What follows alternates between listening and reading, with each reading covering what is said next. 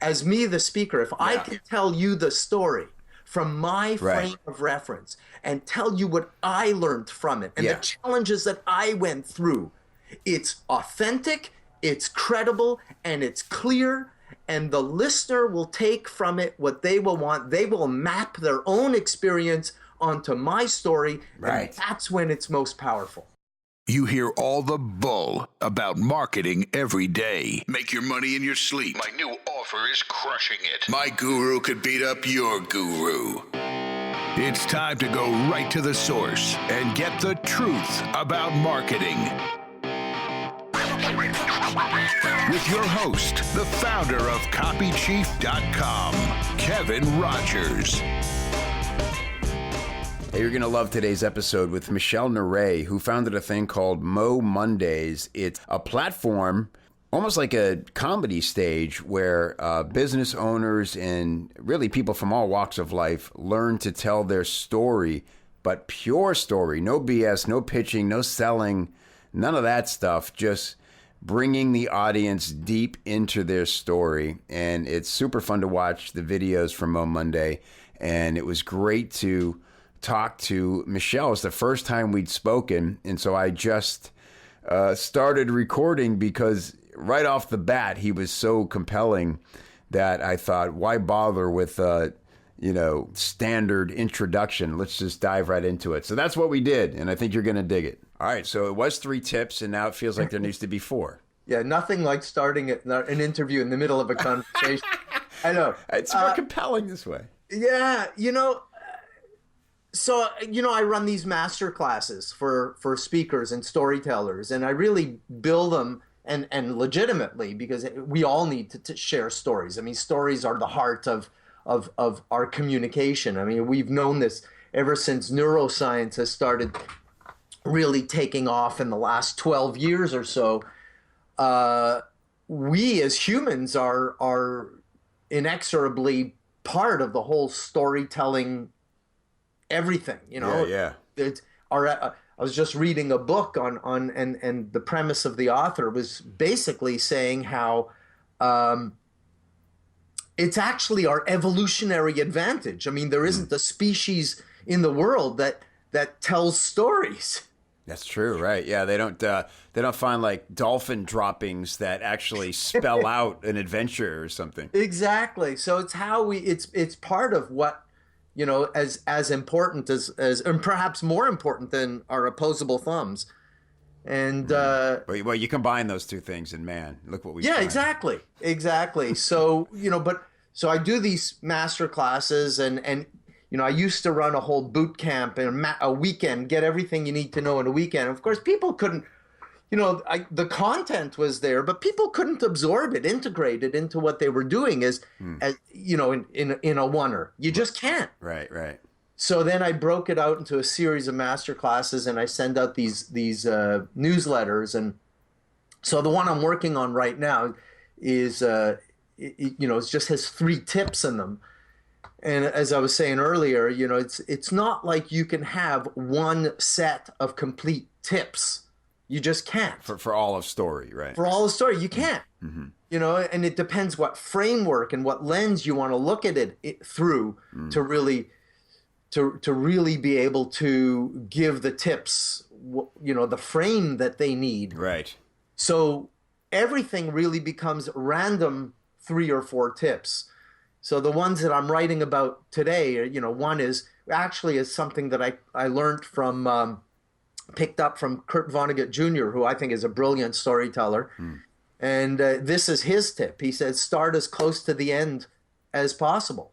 And because how many times have we heard people tell stories? And I've literally had people stand up at Mo Mondays and say, well, I was born at a very early age. We don't need to hear that. This is going to be a 50-year story. Right. Yeah. And so his is, start as close to the end of the story as you can. And that is so valuable. It's huge. Yeah. Most people start too early. They think they need the context. Right. Full context. Well, that's why maybe it's perfectly appropriate that we just started this call with no context whatsoever. Yeah, there you go. This could lead to a whole new style for this show. I'm already liking it much better. Now, listen, this is great because, here's what I've learned in teaching. I wrote a little thing called the 60-second sales hook. And so I did stand-up comedy in my 20s. And then I took a joke formula and turned it into what I call a sales hook formula, right? Yeah. And the point is to deliver the thing in 60 seconds or less. And it all is all about knowing the end. And what I found over 2 years of teaching this is nothing happens until somebody knows the punchline, essentially, right? Yeah. Which makes perfect sense. I probably tortured people for too long, not telling them that. Telling them that, right? But man, sometimes people need to just think through the parts because they're not sure of the ending. But it never comes together until they know the ending, and so I love that about especially like at a cocktail party in like a social setting, right? Like, get to the punchline fast. My daughter's 9. I got to tell you this. Do you have kids? Oh, yeah. Okay, my daughter's 9, and I feel especially responsible to make her a compelling, communicator. And we got a long way to go. She's got this weird habit or instinct to take side roads and way over-explain the smallest detail, right? And she'll even like start the story that way, going like, well, one day, it wasn't my friend Susie because Susie wasn't there that day, but it was, and I'm like, honey, I'll just stop her now. And I go, I don't care. It's like, this has nothing to do with what you're ultimately going to tell me. So it may seem painful to you right now and to your daughter, but I'll tell you something. So I've twin daughters. They're older. They've gone through art school. They went through, Ontario College of Art and Design, one of the top 20 in North America, et cetera, all of that stuff. And one of them was in art materials and design. The other one was in industrial design. And of course, especially the one in industrial design, had to develop a product, a concept, had to present it to her class. Right. And she basically said, we're talking now 7 years ago, but she said the professor just basically was floored and said, yeah, you got it. You nailed it. That's the pitch. And she came home that day, and I remember this, and we're sitting around the dinner table, and she said, I think just growing up in this household has made a difference. Because she listened to all the other presentations that were rambling, that were off point, that had all kinds of context for no apparent reason, that were mired in the details, or they were overly vague in general, one or the other. Yeah. Which, by the way, is the fourth point I'm thinking of adding to this newsletter.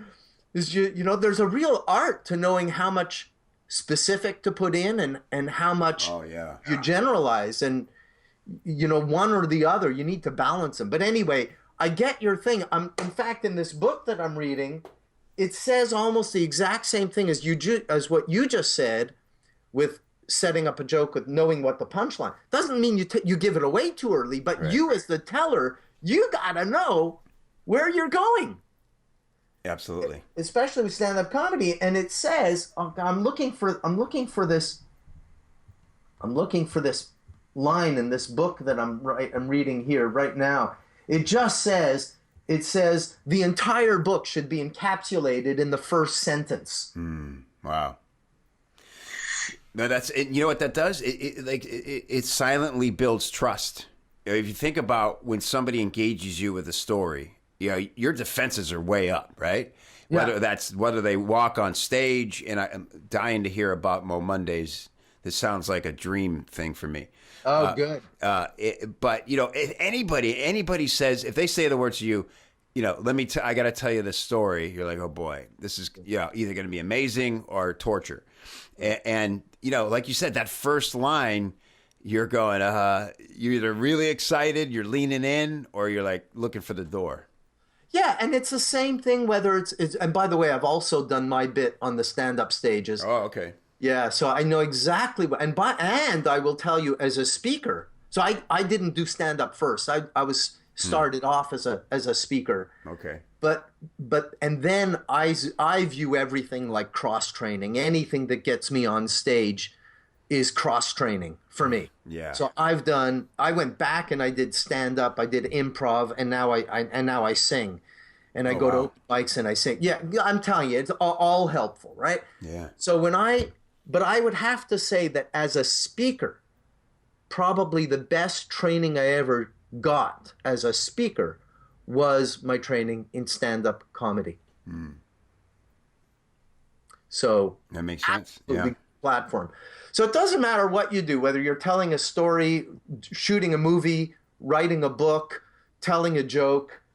We need to be really clear about what the end point is. Right. Yeah. So let's talk about, because Mo Mondays, as I understand it, is people telling their story, right? Yeah. Is there a criteria beyond that? Is it all business people, entrepreneurs, or is it just anybody with a great story? It's really anybody with a great story. So yeah, it's anybody with a great story, but they're curated stories. It's not like anybody could just show up and say, "Oh, I'm going to put my name in a hat and I'm going to speak." Open story night, yeah. Yeah, and that's not what it is. We really do try to bring a level of professionalism to the whole storytelling experience, and we want them. And so people apply. They write out their story. They do what's called a speaker agreement, in which they have to outline, what is the moral of the story. And it's amazing, and it's so obvious to me when I'm reading it where people are in the processing of their own story. And so I believe, back to your point, because I'm saying, you asked me questions, entrepreneurs, business people, and the answer is no. We get a lot of entrepreneurs and business people, but even when we do, I want them to focus on the personal story. Yeah. And in the speaker agreement that everybody needs to fill out and sign and submit before they even get on stage at the Mo Mondays, any Mo Mondays, they have to agree to a few basic guidelines. Guideline number one is this ain't a sales pitch. Yeah. I've done neurolinguistic programming. I know when you're selling from the stage because you've learned how to sell from the stage even when you're not appearing to sell from the stage. I know what you're doing. Don't do that. You just like heckle them, or what if somebody goes rogue on you? Did that ever happen? Well, it happens. It happened very rarely. Once it wasn't me who was hosting that night. Somebody else was hosting, and they said no selling. And it was great because the entire audience heard. But most of the time, it's polite, and we just don't ask them back. Gotcha.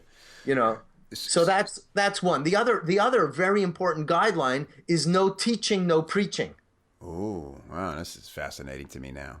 Because a lot of people think I'm going to be the next motivational speaker, right, and I'm going to teach you how to, the 6 keys to success in life. Right. And I'm not interested. We've heard that the day of the simple formula, the 3 steps, the 4 keys, the 5 magic wands, the 6 whatever, gone, done. I mean, that's useful as an outlining tool if you're going to do it for yourself. But I don't want you to teach me anything.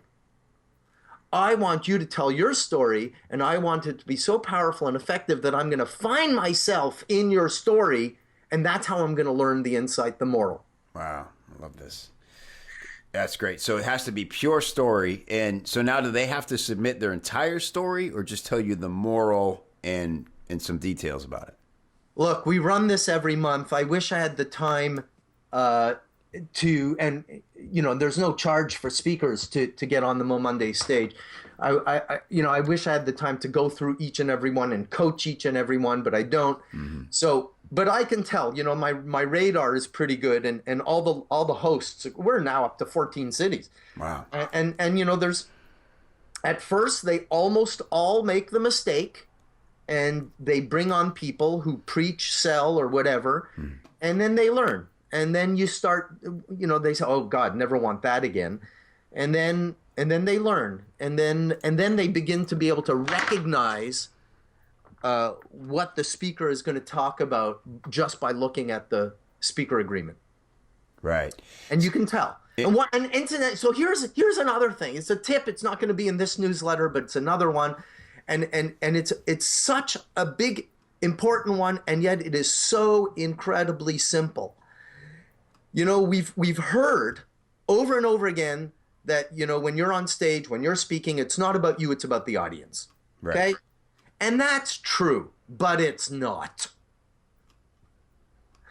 It is so not true, because what happens is that when people take that to heart, they think, oh, that means I don't want to focus on me and what I went through. I want to turn it around and talk about the audience, and I'm going to use tricks like imagine you're a 3-year-old. Now imagine you're in your classroom. Yeah. Now imagine the bully of the room and, you know, picks on you and calls you a bad name. Now imagine that is implanted in your head, and 30 years later, you're still dealing with this. And now they're into their story, and 10 minutes later, and says, and that little boy in the classroom was me.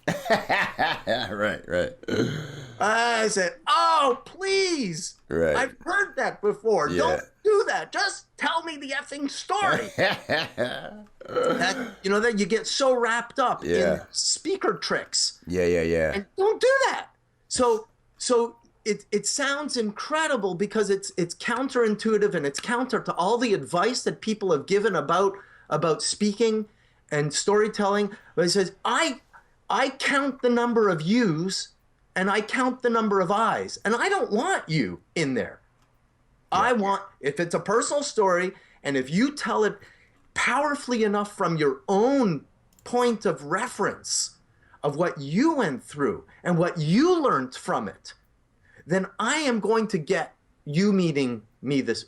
Now I'm all confused. I'm confusing the listener here, but as me, the speaker, if I can tell you the story from my frame of reference and tell you what I learned from it and the challenges that I went through, it's authentic, it's credible, and it's clear, and the listener will take from it what they will want. They will map their own experience onto my story, and that's when it's most powerful. Man, I tell you, dude, it's like we brothers from another mother here, because this is the first time we've ever spoke, and I don't want to make this about my little thing, but it's like you're describing what I preach, because mine is identity, struggle, discovery, result, right? And people, that's exactly what they say. Is I was always told, I can't talk about me. And I say, it's the struggle is the key. That's the bonding moment. The fact that you're willing to expose a real and maybe painful struggle you went through and talk about how you solved it. That's every story we listen to, right? If there's no conflict, if there's nothing keeping the hero from reaching their destination, there's no interest. Absolutely. So in another newsletter, you know sometimes when you write, you come up with good stuff, but you're not intending to. Right. But so it's like in French there's an expression, le faim vient en mangeant. The hunger comes from eating. Sometimes great writing comes from writing. Great insights come from writing. So I'm writing this newsletter, and I came up with this, and I said, oh my God, this is it.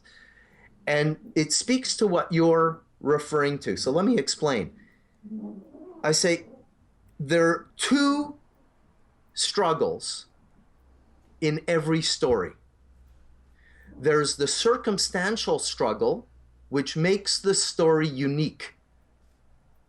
And then there's the deeper internal struggle, which makes the story universal.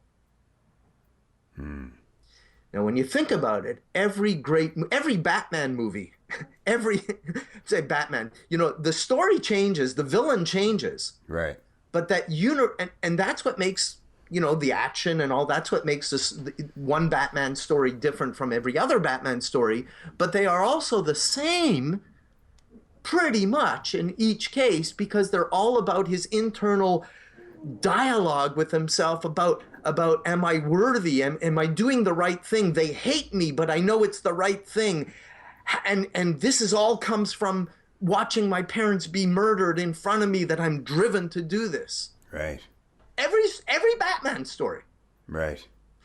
You know, you remember movie Castaway with Tom Hanks. Great sure. movie. Yes. You know, character of two, him and his soccer ball. Right. Right, Wilson. Like, you know, the unique part of the story, which is him learning to literally, physically survive. But that's unique to that movie.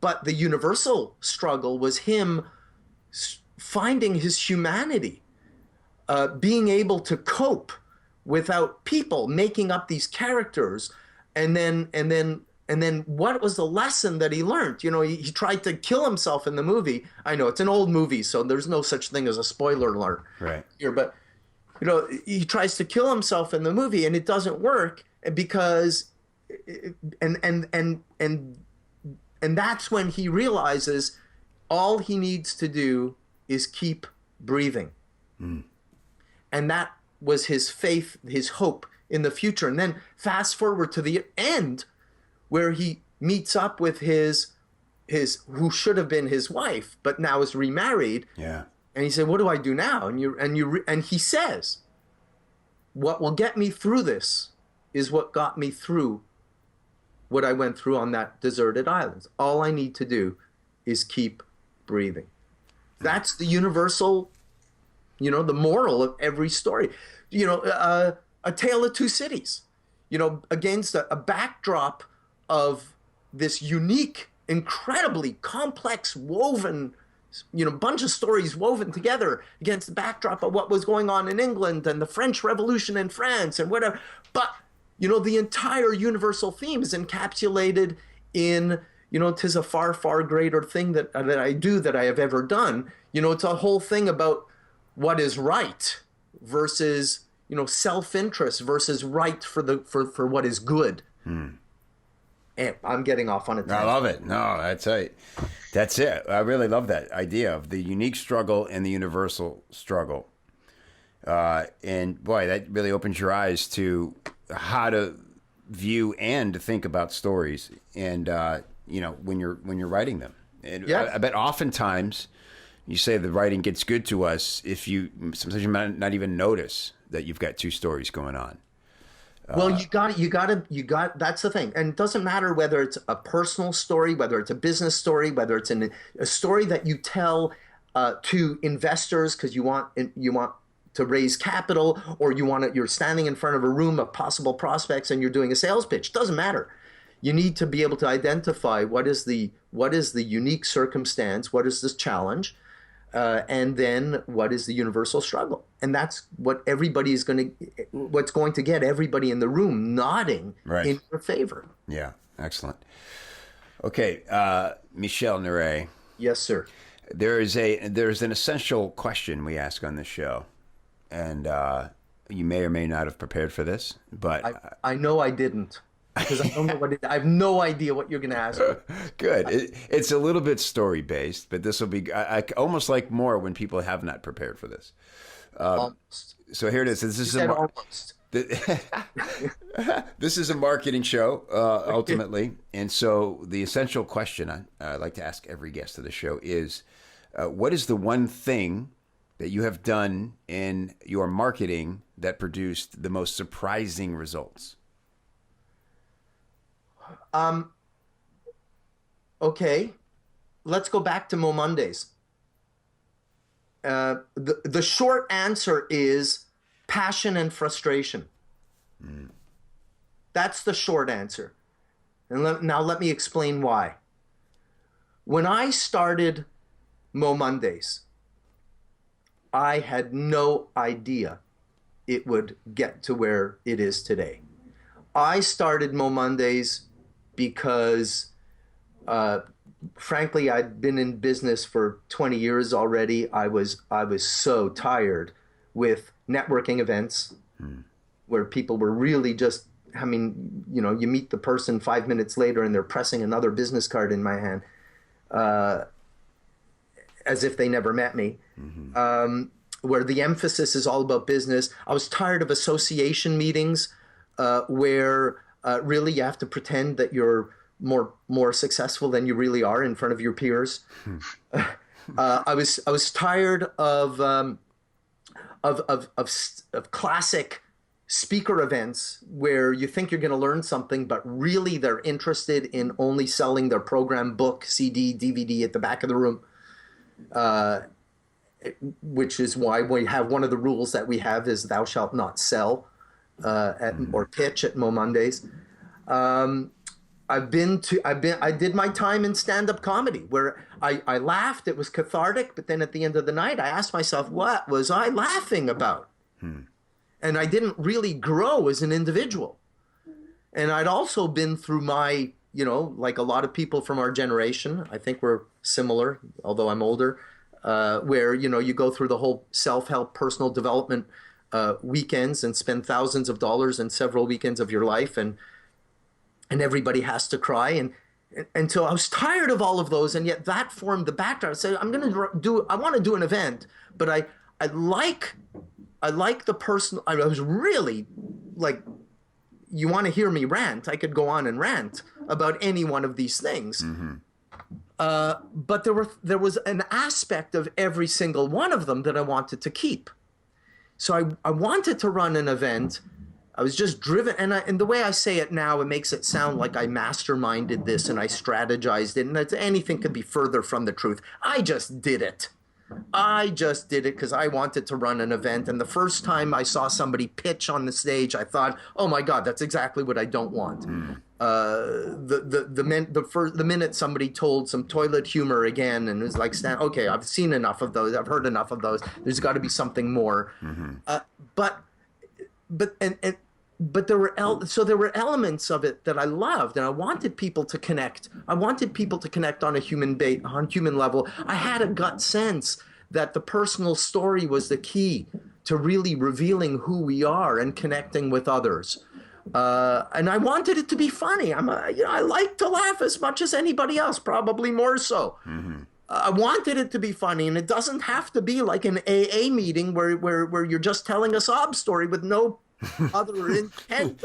Right. Who wants those? That's not. But and I also had a sense that by sharing our personal stories, we have the opportunity to really espouse those values and attributes that I think we all believe are important. Values like authenticity and vulnerability and trust and openness and all of these good things. And when we share our personal stories, we really, strip away all the labels. We've had Mo Mondays, we've had, white, black, Jew, Muslim, gay, transgendered, you name it, we've had it. But when they're sharing it's that thing about in every story, the internal challenge is the universal challenge. When they're sharing their story at that level, all the labels disappear, and what we see is human. Yeah. And so I truly believe that and I say this now because I've seen it, we've been doing that, we're celebrating our 4th anniversary in a month.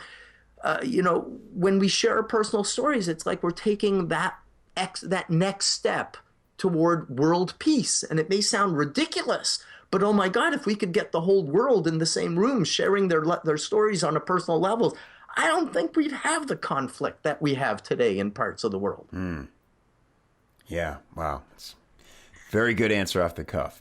Well, I think, you're right. I mean, it's a lofty thing to say, but who can deny it? If you took 40 people with seemingly opposing worldviews, and each one of them were to go up and have to share the story in the style that you have people share them, how could they not have a better understanding about each other?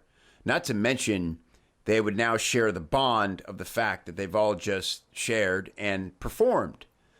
It's amazing that when you perform on any level, there's a bond there between performers that sort of, supersedes any other difference between you.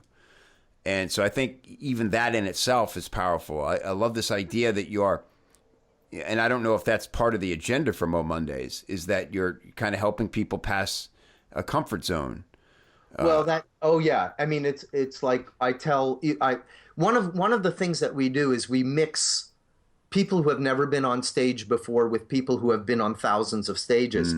And I think that's part of the charm of Mo Mondays. It's not an amateur event by any means. We have production values in place to make sure that it's as professional as any other event. But we intentionally mix, first-time storytellers with experienced ones. But the experienced one, I tell them, I said, I don't want to hear the same story that you've told to your corporate audiences. I want to hear you go a little bit deeper.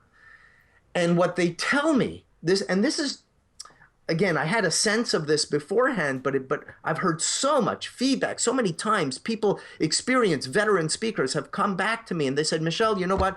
Since doing my story at Mo Mondays, my professional gigs have gotten more powerful because I've gotten more comfortable with tapping into that vulnerable part of me. And now, I'm thinking specifically of one person who told me this. Now, he said, I'm speaking to a room of CEOs. I never thought they would want to hear that story, see that part of me. But I realize now that that's the piece that is actually the most powerful in my entire presentation. Oh, man. Boy, I love that. And I'll tell you what, anybody out there listening who does a business-to-business marketing, please take that and use that, because the number one thing we try to teach over and over in copychief is when people ask about being B2B, they say, oh, it's very professional. Oh, I can't risk not being taken seriously. Guess what? You're talking to another human being who has a favorite radio station and goes to Facebook and watches movies and has secrets. Right? Talk to the human. And guess what? When you do that and you drop all the industry jargon and all that crap that they've learned to ignore, you're going to strike a chord. You're going to be the thing that gets them to sit up in their chair and go, wait, what's this? Yeah. I am right now, while you speak, I'm looking for a reference that I saw the other day. And this is somebody at Harvard who's written articles, done research and all of that stuff. He wrote, I found it already, so there won't be any dead air here. Nice. Good work. He says, no, there is no dead air. Hang on. Oh yeah, here we go. He said, oh no, where is it? Okay, I'm going to have to paraphrase. He says, character-driven stories consistently cause oxytocin synthesis. Now, oxytocin, as you know, is called the love hormone. It's also called the trust hormone, et cetera, et cetera. Mom's holding a baby hormone. Exactly. Yeah. And it's the same hormone that gets released when we kiss, hug, and have intercourse.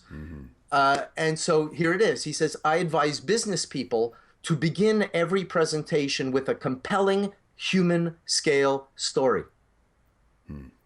Because it creates that trust. It says, okay, you're human.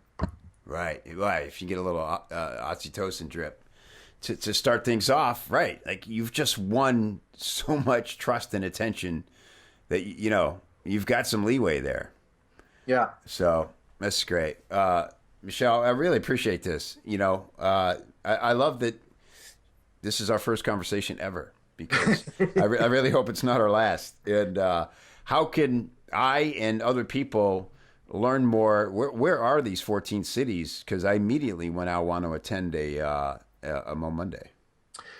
So right now they are all in Canada. Okay. And literally they grew not through so you asked me what was the most surprising thing, and this is why, because they grew all by word of mouth. It was because somebody had one in one city, they heard about it, and then somebody was in the audience, went back to their own city, said, I want to have this here, and literally that's how it grew. So it was very surprising for me that what started as a frustration with the kinds of events that are out there and a passion for this. I was solving it for myself, unwittingly solving it for a whole bunch of people. And so if you want to find out more about it, we're in practically every city, every major city across Canada. We are now ready to go into the US. I am looking for people to head this up in the US. It's a big deal. Yeah. So go to momondays.com. That's it. Mo Mondays. MOMONDAYS.com. You also have a Facebook page, facebook.com/Mo Mondays. And this is great. Well, I hope this is the beginning of a great friendship. I can't see why it wouldn't be. Well, I think it already is. I love it. We haven't you're copychief. I'm a copywriter I still call myself a copywriter. Oh, really? Wow. We didn't even get to that. Wow. You've done stand-up. I've done stand-up. You talk about the personal story in every business pitch. I talk about the personal story in every business pitch. I think. We're obligated to have a friendship. I think we have. I love it. Well, this is great. Well, thank you for being on the show. And I can't wait to learn more. And maybe, who knows, the Florida chapter. It's a natural progression from Canada to Florida. Where else would it start in the U.S.? Well, there are a bunch of Canadians there already. Right. So, yeah. Kevin, thank you so much. Thank you. We'll talk again real soon. Hope so. Take care. Hey, thanks again for listening to the Truth About Marketing podcast. If you like this show and you think other people would like this show, the best way to spread the word is by reviewing and rating the show in iTunes. Just log in, click review, leave a big old fat 5-star review, and let everybody know that you dig the show so that they can dig it too. To get all the links and resources we mentioned on today's episode, please go to copychief.com/TAM, as in Truth About Marketing. And if you'd like to learn more about how you can improve your sales copy with templates, formulas, coaching, feedback, or hiring a pro, do all that on the inside of the members area of copychief.com. And I will look for you there. Thanks for listening. We'll see you next time.